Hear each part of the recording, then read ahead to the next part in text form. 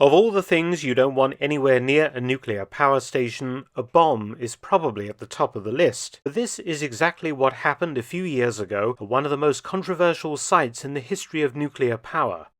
Not Chernobyl in Ukraine, but Fukushima in Japan.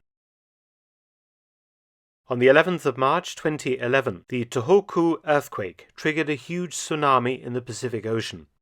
Though the reactors at the Fukushima Daiichi nuclear power plant at Okuma, Fukushima Prefecture in Japan, automatically shut down when the tsunami was detected, the 14-meter-high waves swamped the site, damaging the plant's emergency diesel generators, which led to a loss of electric power at the site. The generators were critical to providing electrical power to the pumps that circulated coolant through the reactor's cores, necessary to remove residual decay heat when the reactors were switched off. The damage caused by the waves led to a resultant loss of reactor core cooling, leading to 3 nuclear meltdowns, 3 hydrogen explosions, and the release of radioactive contamination between the 12th and the 15th of March 2011. I was living in Shanghai, China when this occurred, and it triggered a panic among locals concerning radiation blowing over to the city, a needless panic as it turned out. It was interesting to me as this was my second nuclear accident, as I remember the 1986 Chernobyl disaster when I was 12, as the huge radiation cloud reached eastern England where I lived. In the case of Chernobyl, the radiation did have some effect, particularly on some farmers' fields.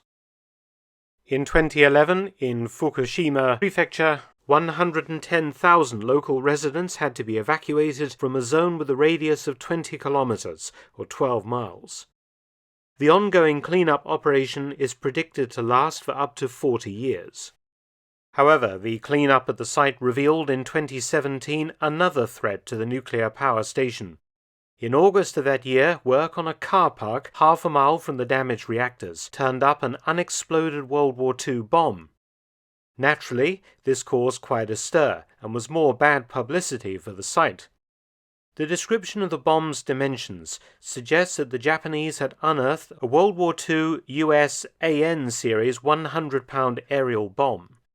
It contains a filling of 50-50 amatol, a British-developed high-explosive compound more powerful than regular TNT. The bomb actually weighs 110 pounds, of which 54 pounds would be amatol, or 49% of its mass. If detonated, it had a fragmentation dispersal radius of 67 meters, or 73 yards. This would of course not be a threat to the reactors, but obviously was a threat to personnel using the car park and surrounding buildings. Due to the 2011 disaster, the bomb was also now highly radioactive. So how did a World War II American bomb end up buried beneath the car park of a 1960s nuclear power station? Fukushima Daiichi was built between 1967 and 1971, between the two towns of Okuma and Futaba. At the time of the bomb's discovery, several newspapers claimed that the site had originally been a World War II Japanese base or airfield, but I can't find any evidence of this. Indeed, photographs taken from the plant's construction show that Tokyo Electric had to level a 35-meter-high bluff that faced the Pacific Ocean, flattening the 3.5 square kilometer or 860-acre site to build the 6 GE boiling water reactors and associated infrastructure. The small size of the US bomb is really incompatible with the huge B-29 Superfortress raids made on Japan, these aircraft generally carrying 500-pounders, including raids on the cities of Sendai and Fukushima nearby. In fact, the bomb most probably was dropped by a US Navy carrier-borne aircraft.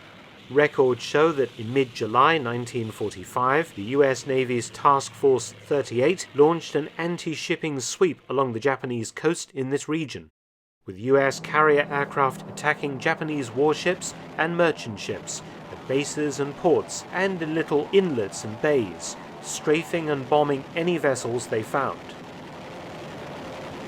It's most likely that the Fukushima bomb that landed close to the coast was a bomb that missed its target, and it probably is not alone. The possibility that other bombs may still exist in the subsoil at Fukushima is not beyond the realms of possibility, a worrying thought indeed. As for the 2017 UXB, it was safely defused and removed by a Japanese Army bomb disposal team. Many thanks for watching. Please subscribe and share, and also visit my audiobook channel, War Stories with Mark Felton.